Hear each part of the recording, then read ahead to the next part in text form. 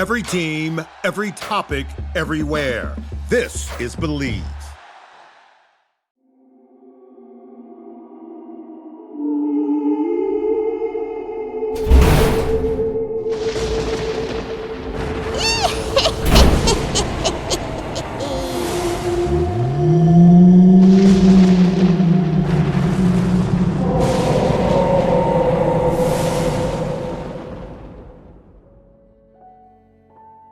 Hello and welcome to another episode of the Halloween Podcast. I am your host, Lyle Perez. It's October 26, 2024, and this is episode 45 of our Haunted America series.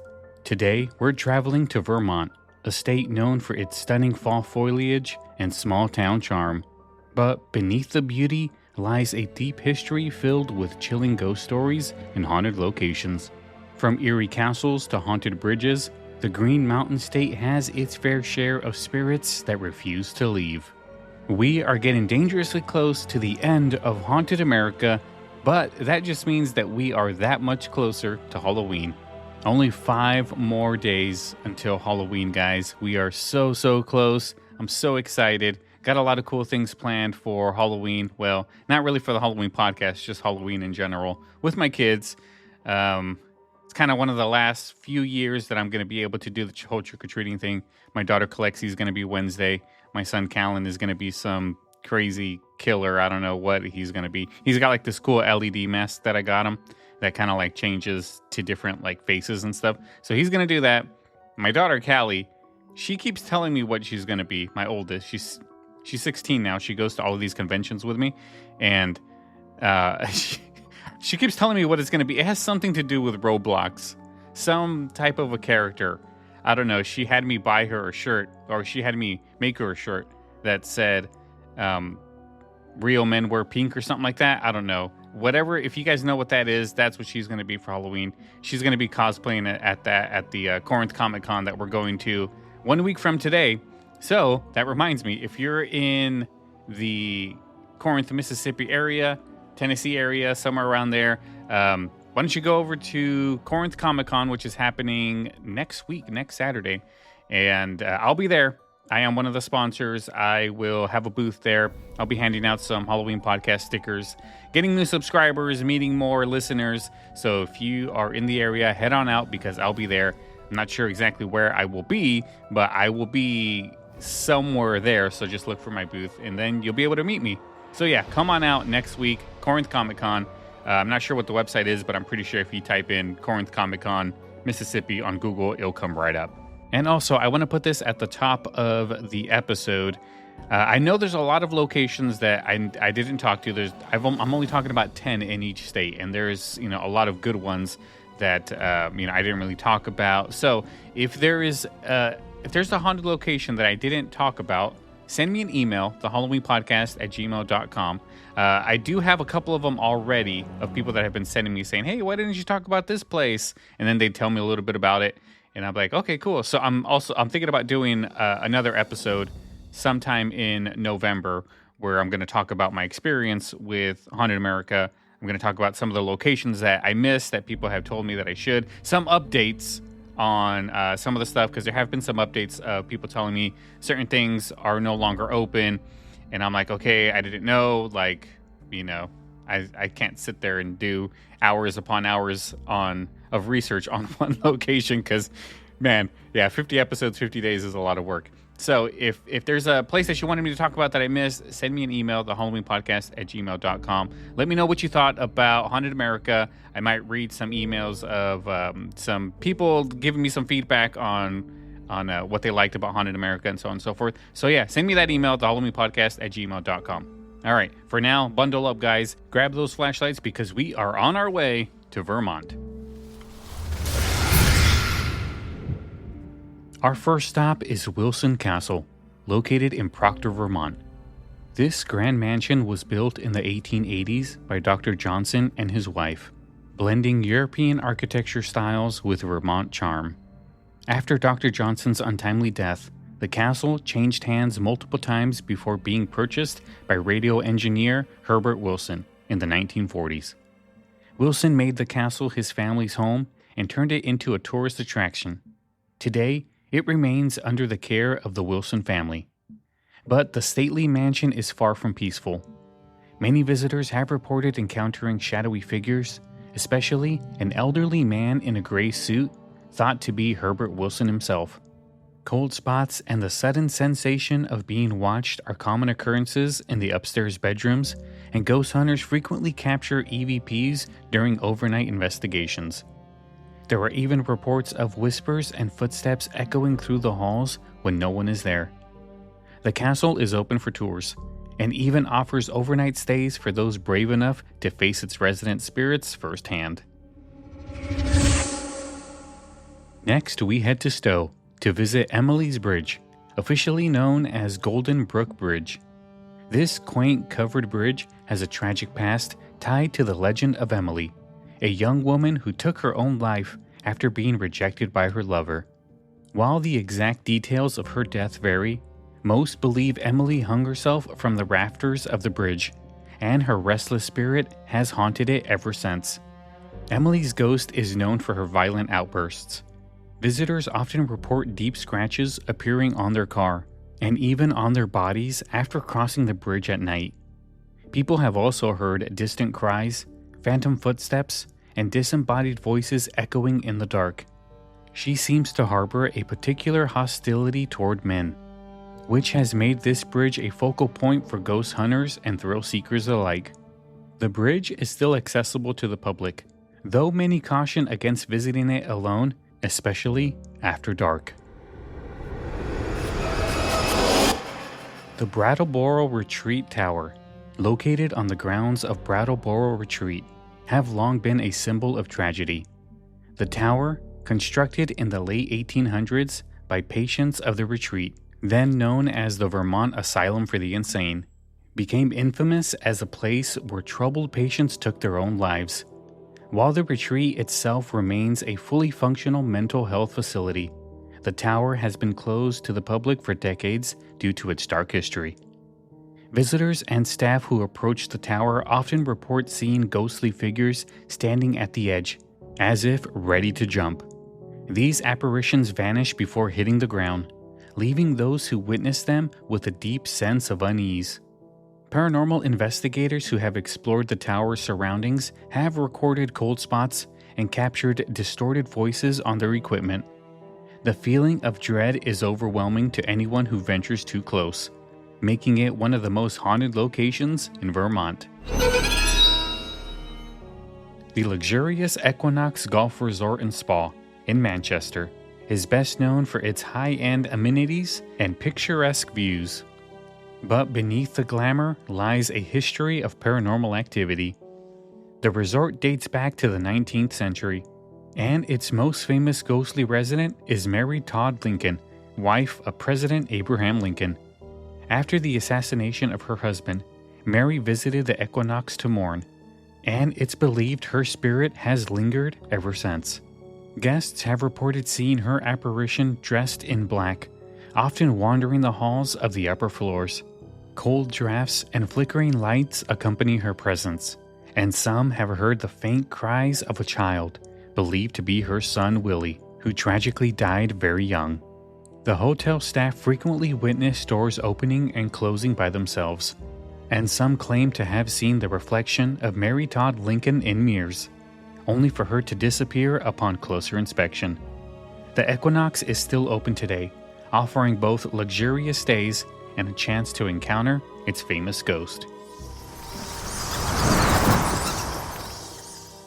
The sprawling Shelburne Museum is home to over 39 historic buildings, each with its own story. But the Dunton house, built in 1782, is perhaps the most haunted. This colonial home was moved to the museum grounds in the mid-20th century and has since become a hotbed of paranormal activity. Visitors report seeing the apparition of an old man dressed in colonial clothing, believed to be one of the home's original owners. He's often seen strolling through the house, only to vanish when approached. The sounds of children crying are frequently heard in the house, especially in the upstairs bedrooms, even when no one is present.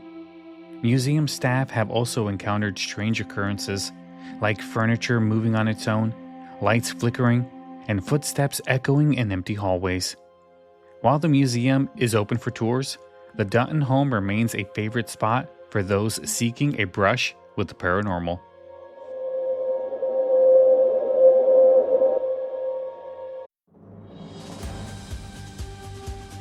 This episode is brought to you by Progressive Insurance.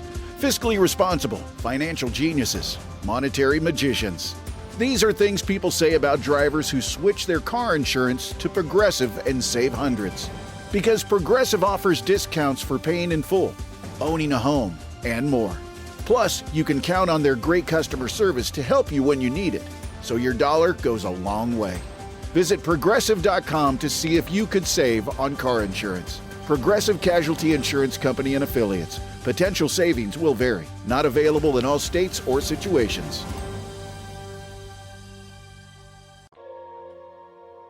Located in the quaint town of Norwich, the Norwich Inn has been a landmark since 1797. The inn has seen its share of history, including being visited by Dartmouth College students and Vermont locals alike. However, it's also known for its ghostly residents. One of the most famous spirits said to haunt the Norwich Inn is Mary, the wife of the former innkeeper. After Mary's tragic death in a fire, her spirit has been frequently seen around the property.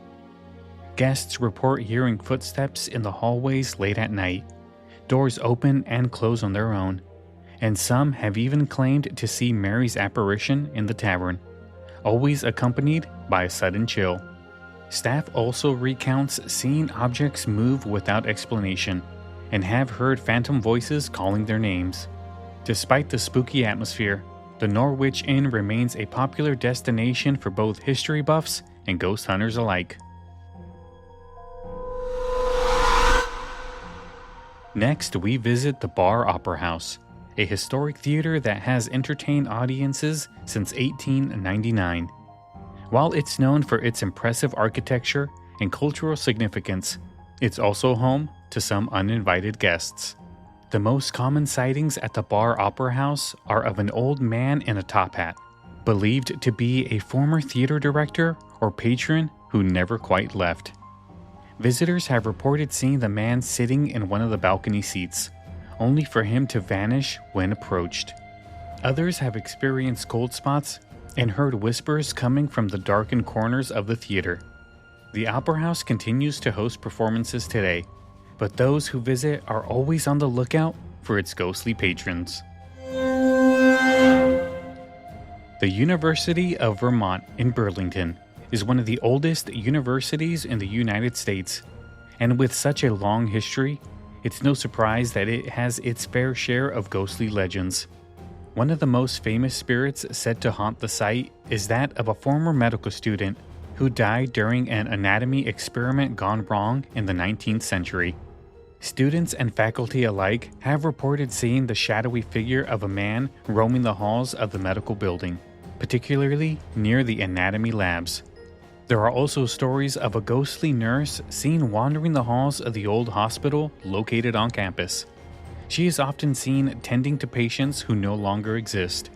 Some students have reported hearing phantom footsteps and feeling an unexplainable chill in otherwise warm rooms. The university remains active and bustling today, but the spirits of its past seem to linger.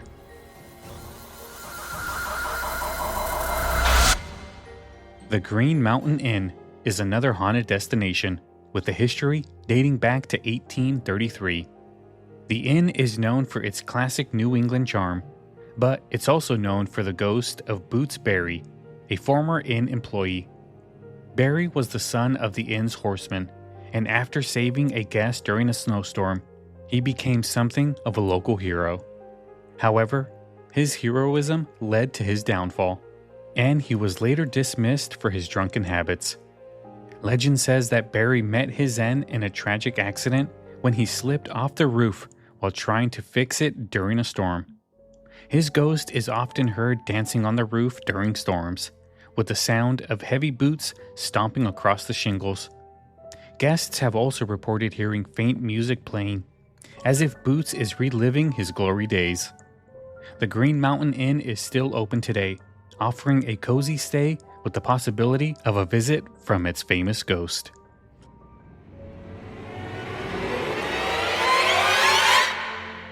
Our final stop takes us to the Weston Playhouse, Vermont's oldest professional theater. Built in the early 20th century, this playhouse has hosted countless performances, but it's also home to a resident ghost. The most frequently seen apparition is that of a former actor who is said to have died during a performance.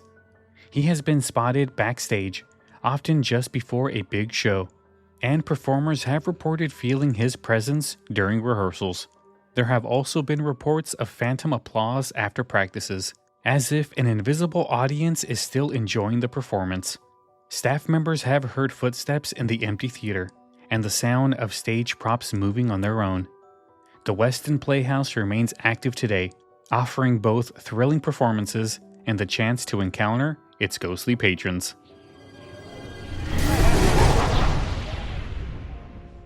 And there you have it, everybody. That is our look at Vermont. I hope you guys enjoyed this episode of Haunted America, and I do have to let you know, I bit my tongue probably, I think yesterday, 2 days ago, and my tongue really hurts right now, and I'm having a hard time speaking, so yeah, it was very hard to get through this episode, so sorry if it sounds a little different, but I'm trying not to scrape that part of my tongue with my teeth, so some words I'm having more problems with. And I have one more episode of Haunted America that I have to do today, so hopefully it's not as bad. So I'm going to record that one as soon as I'm done with this one, and that will be tomorrow's show, which is Sunday. And then hopefully by Monday, it's more healed that I can go ahead and finish off the remaining ones of Haunted America. So we are getting very close, guys. Very, very close to the end of Haunted America. And if you have been a listener that has listened to every single show, every single day, let me know. I will be very curious to see how that went for you. It is a lot of work to do these every single day. I try to do a few of them a day, but honestly, there'll be times where I would record like 4 in one day, and then next thing you know, I already have to record the next one because 4 days have gone by. That is how fast time goes, especially when you have to have an episode out every single day. That's a lot of work, a lot of stress, but yeah, I do it for all of you guys because I love doing this, and I love that you guys listen, so I will keep doing it as long as you guys keep listening. So if you guys have been enjoying everything I've been doing here at the Halloween podcast, especially with this wonderful Haunted America series, leave me a 5-star review on either Apple Podcasts, Spotify, wherever you're getting your podcasts from. Believe me, they really do help. And also, another thing that really does help is if you are not subscribed to the Halloween podcast, this is your first episode, welcome to the family. Please hit that subscribe button for me so you can get subscribed and you can get stay up to date on all of the new episodes that come out. Because sometimes I'll release episodes just willy-nilly, so you don't want to miss those. If you'd like to support the show, head on over to our website, thehalloweenpodcast.com. I got a lot of cool merch up there. Get yourself some stickers, some postcards. I'll send them out to you. I'll sign them if you want me to, which I don't really think people really want me to sign them. But in case you want to display it, I have some, like some of the postcards, I have some in frames that I have up and stuff. So it looks pretty cool up there. So go to the website, buy some merch, support the show. If you have any questions, comments, or want to suggest anything for a future show, send me an email, thehalloweenpodcast@gmail.com. I can't forget about that Facebook page, so go to facebook.com/thehalloweenpodcast and like the page. So that is it for today. Make sure you guys come back tomorrow so we can continue Haunted America with a look at the state of Virginia. All right, I will see you then. Have a good night.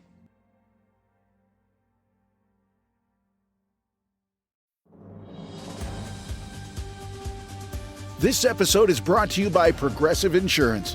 Fiscally responsible, financial geniuses, monetary magicians. These are things people say about drivers who switch their car insurance to Progressive and save hundreds.